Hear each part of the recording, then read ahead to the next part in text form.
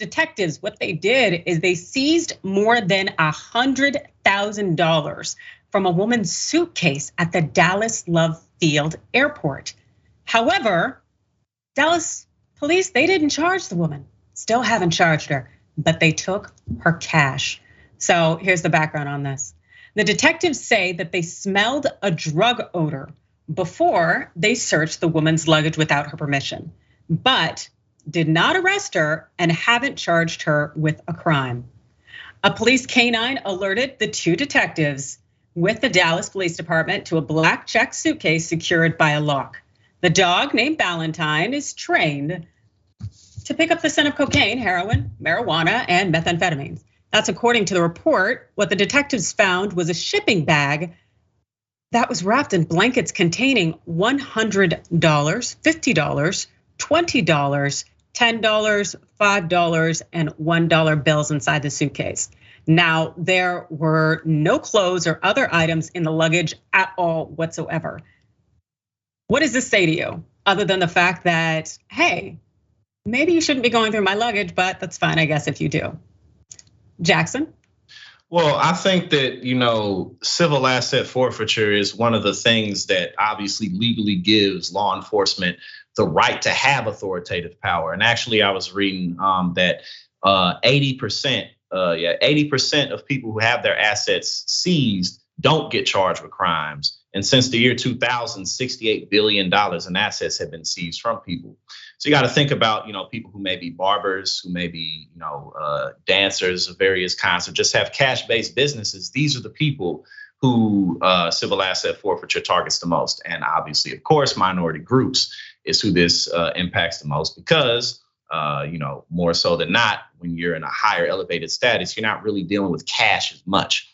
So, the fact that they took $100,000 from this woman and didn't charge her, didn't look into where it actually came from, and she may not be able to get it back ever because this is what happens. And, this money, $68 billion since 2000, what are they doing with this? Selling it, keeping it? Maybe those assets, maybe that money could actually be sent towards community projects or social programs. But of course, they're not taking the money for, to enhance society in any type of way. They're taking the money and the assets because it gives them money and assets. So I think that's actually an interesting idea to push. I mean, if y'all gonna take all this money from people, you might as well reinvest it into the community or something.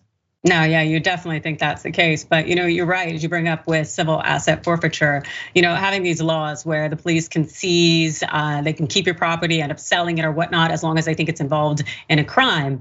And, the person ends up having to go to court in order to fight to get it back. And when it comes to TSA or Dallas police, the thought is that if you have a substantial amount of cash on you, it's kind of this automatic presumption that it is suspicious in some way.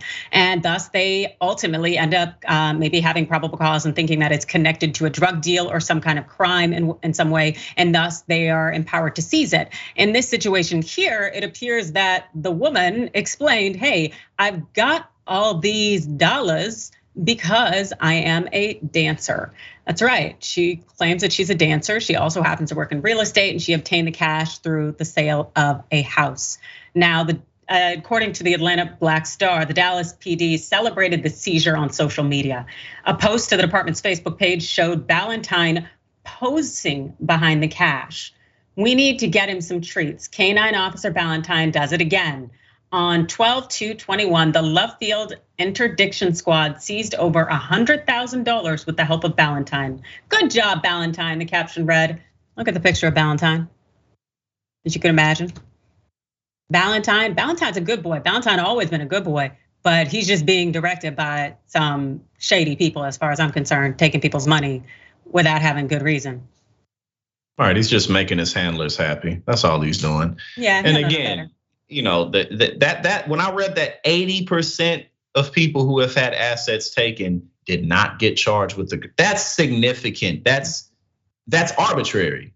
I mean, that's what that is. You don't have numbers that high unless it's done on purpose. And again, what is the whole purpose of it? Because now we have more money, now we have more assets that we don't have to be responsible for.